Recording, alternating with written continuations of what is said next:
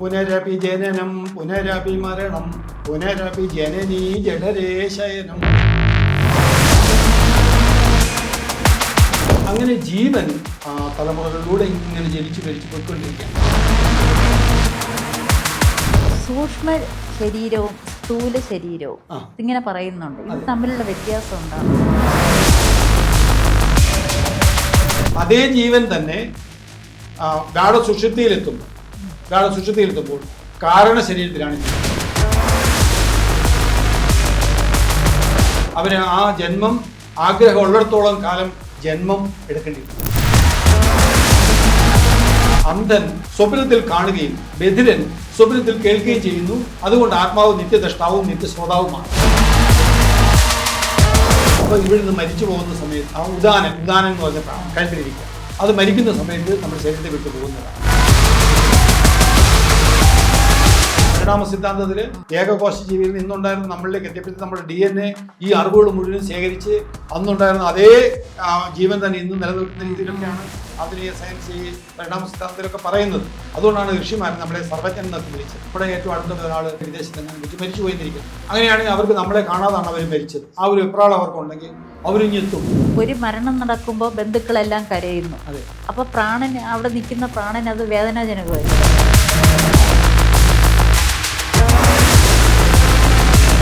ഇവിടെ തിരുവനന്തപുരത്ത് തന്നെ മരിച്ചു എന്ന് ഉറപ്പിച്ചിട്ട് പോയി വെമ്പായത്തെത്തിയപ്പം എണീച്ച അനുഭവങ്ങളുണ്ട്. മരിച്ചു എന്ന് പറഞ്ഞാലും അവർക്ക് ശരീരത്തിലേക്ക് തിരിച്ചിരിച്ചു കയറാൻ പറ്റുമെന്നുള്ളതാണ് അതിൻ്റെ. അതായത് ഈ ശരീരമില്ലാതെ അവർക്ക് നിൽക്കാൻ പറ്റും. അപ്പം മരിച്ചു എന്ന് ഡോക്ടർമാർ വിധി എഴുതിയതാണ്. ഇന്ന് നമ്മുടെ അതിഥിയായി എത്തിയിരിക്കുന്നത് ജ്യോതിഷാചാര്യനായ കുഴിപ്പള്ളി NK നമ്പൂതിരിയാണ്. അദ്ദേഹത്തെ ഈ ചാനലിലേക്ക് സ്വാഗതം ചെയ്യുന്നു. എല്ലാവർക്കും നമസ്കാരം. നമസ്കാരം സർ. നമസ്തേ.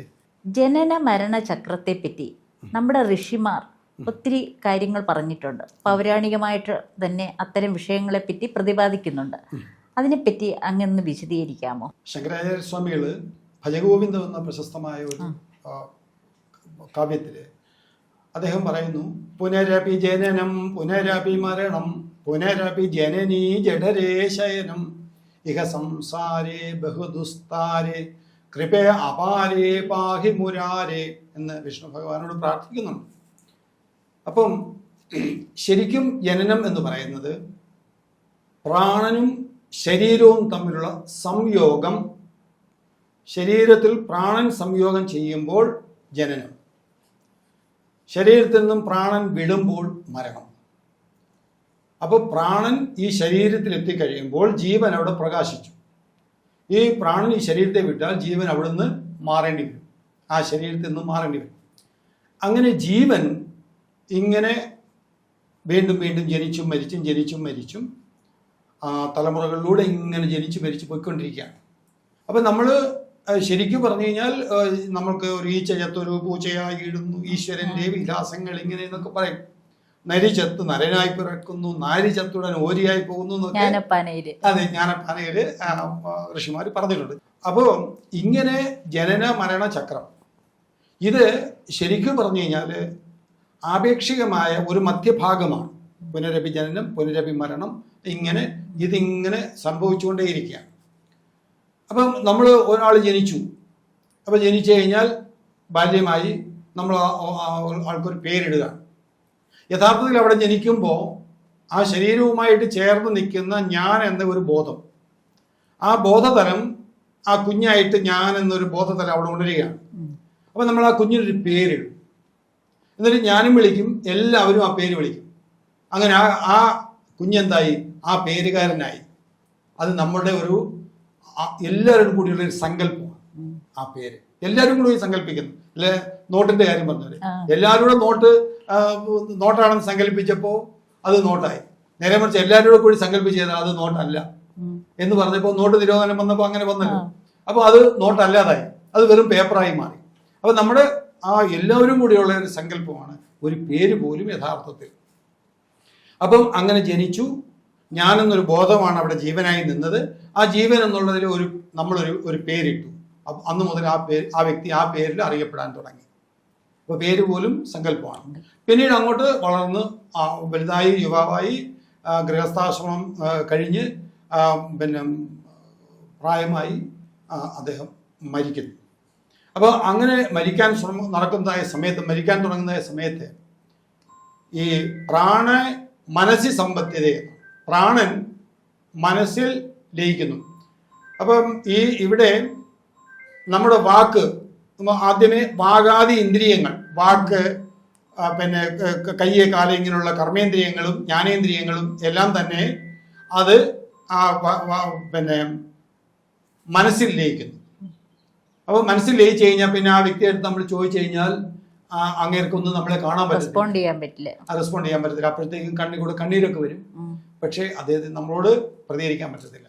ആ മനസ്സത് പ്രാണൻ എന്ന ആ ചൈതന്യത്തിലേക്ക് എത്തി. പിന്നെ തേജസ്സിൽ പ്രാണൻ ഒരു തേജോ രൂപം കൈക്കൊണ്ട് ആ തേജസ് രൂപത്തിലായി മാറുകയും അത് പരദേവതയിൽ, പ്രപഞ്ച ദേവതയിൽ ലയിക്കുകയും ലയിച്ചു ചേരും.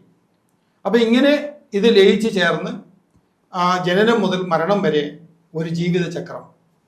പക്ഷേ ആ ജീവൻ ജനിക്കുന്നതിന് മുമ്പും ഉണ്ടായിരുന്നു, ഇനി മരിച്ചു കഴിഞ്ഞാലും ആ ജീവനുണ്ട്. അപ്പൊ ജീവൻ ജനിക്കുന്നത് എന്താണ്? പ്രാണനുമായിട്ടുള്ള സംയോഗം വന്ന് പ്രാണൻ ശരീരവുമായിട്ട് ചേരുമ്പോൾ ജീവൻ, പ്രാണൻ ശരീരവുമായിട്ട് വിയോഗം ചെല്ലുമ്പോൾ മരണം.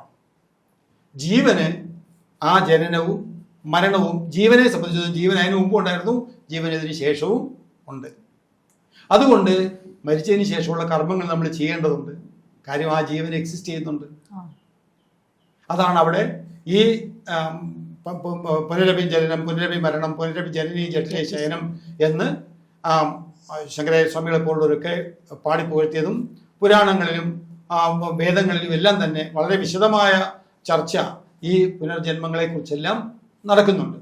അപ്പം അങ്ങനെ ഇത് ഞാൻ മുമ്പേ പറഞ്ഞൊരു ഒരു മധ്യഭാഗത്തുള്ള ഒരു സിസ്റ്റമാണ് ഇതെന്ന് പറഞ്ഞു.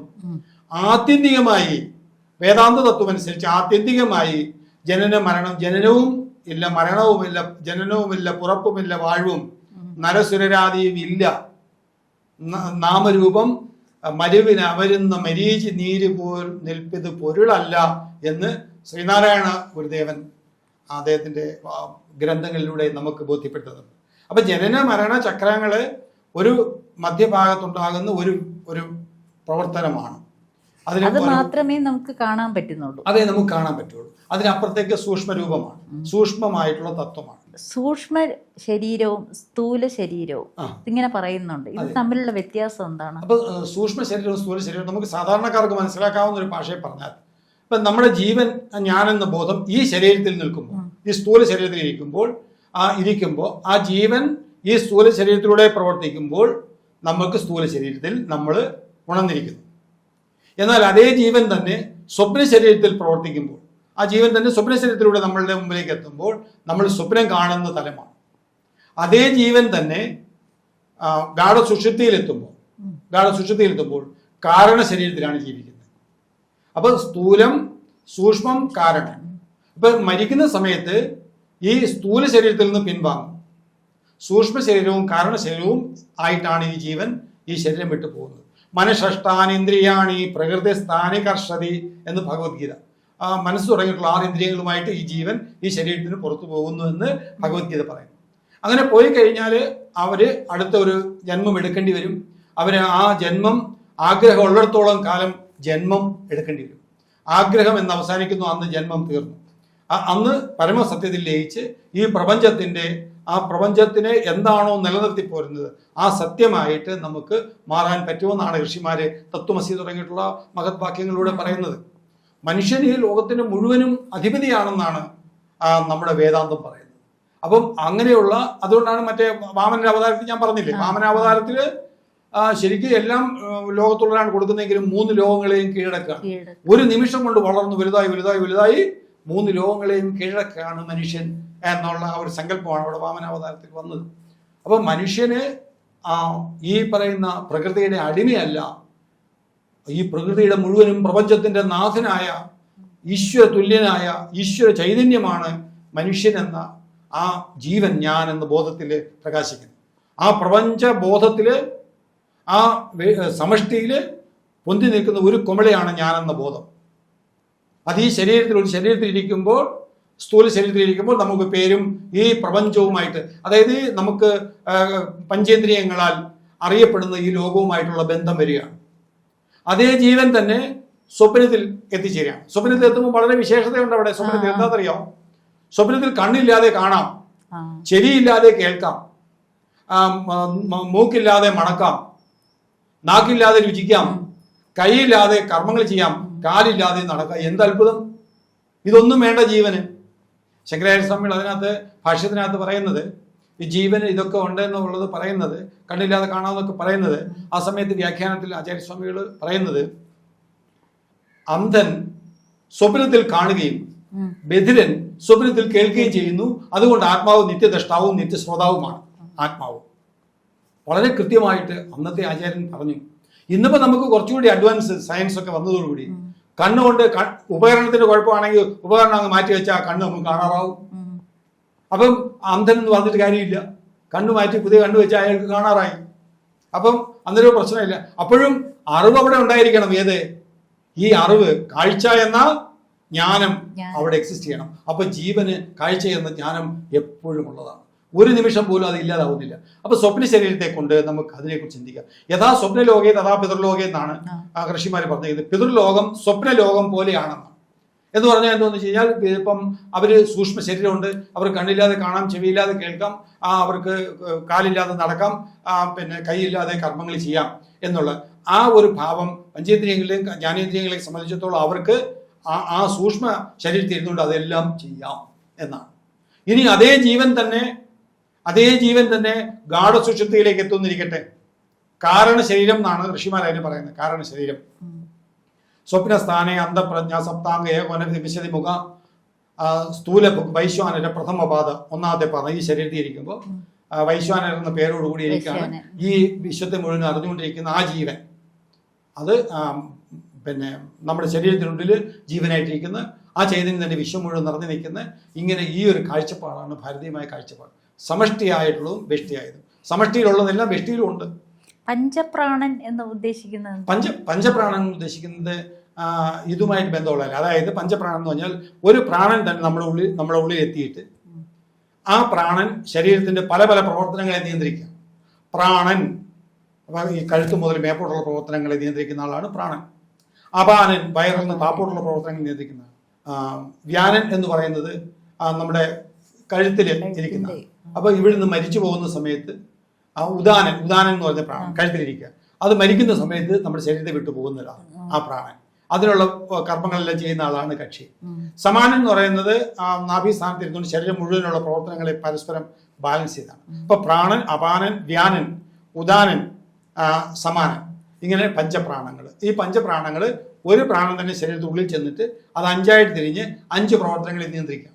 ഇനി ഒരു അഞ്ച് പ്രാണനും കൂടി ഉണ്ട്. കരകജൻ എന്നൊക്കെ പറഞ്ഞ്, ധനഞ്ജയൻ എന്നൊക്കെ പറഞ്ഞ് നമ്മൾ അതിനെയും 5 കൂടെ പറയാം. അങ്ങനെ 10 പ്രാണൻ, ദശപ്രാണൻ എന്ന് പറയും. അപ്പം പ്രാണൻ, അപാനൻ, വ്യാനൻ, ഉദാനൻ, സമാനൻ, ഇങ്ങനെ പഞ്ചപ്രാണങ്ങൾ ഓരോരോ പ്രവർത്തനങ്ങൾ നിയന്ത്രിക്കുക. മരണത്തെ സംബന്ധിക്കുന്ന കാര്യങ്ങൾ ഉദാനം വരുന്നു. ഉദാന ഖണ്ഡദേശാണ്. ഖണ്ഡദേശത്തിലാണ് ഉദാന ഖണ്ഡദേശ. വ്യാനൻ സർവ്വശരീരത്തിലും ഇങ്ങനെ നിറഞ്ഞു നിൽക്കുന്നതായിട്ടുള്ള രീതിയിലാണ് അവർ പറയുന്നത്. അപ്പം അങ്ങനെ പഞ്ചപ്രാണങ്ങൾ ഉണ്ട്. അപ്പൊ പഞ്ചപ്രാണങ്ങൾ ആണ് ശരിക്കും നമ്മളെ നിലനിർത്തി പോകും. അപാന വായു എന്നൊക്കെ നമ്മൾ പറയത്തില്ല. അതൊക്കെ പിന്നെ പ്രാണൻ, അപാനൻ, വ്യാനൻ, ഉദാനൻ, സമാനൻ ഇവയുടെ പ്രവർത്തനങ്ങളാണ് നമ്മുടെ ശരീരത്തെ നമ്മൾ നിലനിർത്തി പോരുന്ന ഏറ്റവും പ്രധാനപ്പെട്ട ഘടകം എന്ന് പറയുന്നത് പ്രാണനാണ്. പ്രാണേ സർവം പ്രതിഷ്ഠിതം എന്നാണ് ഋഷിമാർ പറഞ്ഞേക്കുന്നത്. ഈ പ്രാണങ്ങളാണ് ഈ പ്രപഞ്ചം മുഴുവനും പ്രതിഷ്ഠിതമായിരിക്കുന്നതെന്നാണ്. അത് ശരിയാണ്. ഇപ്പൊ ഞാനെന്നുള്ള ബോധം ഒന്നാണ്. അത് എന്നിലുള്ള ഞാനും നമ്മളിലുള്ള ഞാനും ഈ പ്രപഞ്ചത്തിൽ എവിടെ നിൽക്കുന്ന ആ ഞാനെന്ന് പറയുന്നത് ഞാൻ മുമ്പേ പറഞ്ഞ പ്രപഞ്ച സമുദ്രത്തില് പൊന്തി നിൽക്കുന്ന ഓരോരോ കുമിളകളാണ്. ഒരു തുള്ളിക്ക് സമമാണ്. ഒരു കുമിളയ്ക്ക് സമമാണ്. അപ്പൊ അങ്ങനെ ഈ പ്രപഞ്ചബോധത്തിൽ ഉയർന്നിരിക്കുന്ന പല പല കുമിളകളാണ് നമ്മളാകുന്ന ഓരോ ഞാനും. അപ്പം ഈ ഞാൻ ആകത്തൂകി കൂടി ഒന്നാണ്. അതാണ് ആധുനിക സയൻസും പറയുന്നത്. കാര്യം പിന്നെ പരിണാമ സിദ്ധാന്തത്തില് അന്നുണ്ടായിരുന്ന ഏകകോശ ജീവിയിൽ നിന്നുണ്ടായിരുന്ന നമ്മളിലേക്ക് എത്തിയപ്പോഴത്തേക്ക് നമ്മുടെ DNA ഈ അറിവുകൾ മുഴുവൻ ശേഖരിച്ച് അന്നുണ്ടായിരുന്ന അതേ ജീവൻ തന്നെ ഇന്ന് നിലനിൽക്കുന്ന രീതിയിലൊക്കെയാണ് ആധുനിക സയൻസ് ഈ പരിണാമ സിദ്ധാന്തത്തിലൊക്കെ പറയുന്നത്. അപ്പം ഈ DNA ഈ അറിവ് മൊത്തം സംഭരിച്ചിരിക്കുന്നു എന്നുള്ളതാണ് അവർ പറയുന്നത്. അതുകൊണ്ടാണ് ഋഷിമാർ നമ്മളെ സർവജ്ഞൻ എന്നൊക്കെ വിളിച്ചത്. സർവജ്ഞൻ എന്ന് വിളിക്കത്തില്ലേ? അപ്പം ഭഗവാൻ സർവജ്ഞനാണ്, സർവശക്തനാണ്, സർവവ്യാപിയാണെന്നൊക്കെ പറയുന്നതിന്റെ കാരണം അങ്ങനെയുള്ള കാര്യമാണ്. അപ്പം ഇങ്ങനെ ഈ പുരാണങ്ങളില് ജനന മരണ ചക്രങ്ങളില് ഈ ശരീരത്തിന്റെ സ്ഥൂല ശരീരത്തിന്റെ പ്രാപ്തി ആണ് ജനനം, സ്ഥൂല ശരീരത്തെ ഉപേക്ഷിക്കുന്നത് മരണം. ജീവൻ അതിനു മുമ്പുണ്ട്. ജീവൻ അതിനു മുമ്പ് ഇല്ലെങ്കിൽ ജനിച്ചു എന്നെങ്ങനെ ഓർമ്മിക്കാൻ പറ്റും? എനിക്ക് ജനിച്ചു എന്ന് ഓർമ്മ വേണമെങ്കിൽ അനുഭവം ഇല്ലാതെ ഓർമ്മിക്കാൻ പറ്റത്തില്ല. ഏതെങ്കിലും അനുഭവം ഉണ്ടെങ്കിൽ അത് ഓർമ്മിക്കും. അപ്പോൾ എനിക്കൊരു അനുഭവം ഉണ്ടെന്നാണ് ഞാൻ ജനിച്ചു എന്നുള്ളത്. അപ്പം ജനിച്ചു എന്നുള്ളത് ഞാൻ ഓർമ്മിക്കുമ്പോൾ ജനനത്തിന് മുമ്പ് ഞാൻ ഉണ്ടായിരുന്നു. അല്ലാത്ത ആളെങ്ങനെ ജനിക്കുന്നത്? ഞാൻ ജനിച്ചു എന്ന് ഓർമ്മിക്കില്ലേ? അത് ജനനത്തിന് മുമ്പ് ഞാൻ ഉണ്ടായിരുന്നു. അപ്പം മരിച്ചു കഴിഞ്ഞാലും ഞാനുണ്ട്. അപ്പം അങ്ങനെ ആ ഞാനിനെ, അപ്പം ആ ഞാൻ ചിലപ്പം ചിലരുടെ ജന്മകർമ്മങ്ങളനുസരിച്ച് ഉടനെ തന്നെ വേറൊരു ജന്മം എടുത്ത് വേറൊരു ശരീരത്തിലേക്ക് പോകും.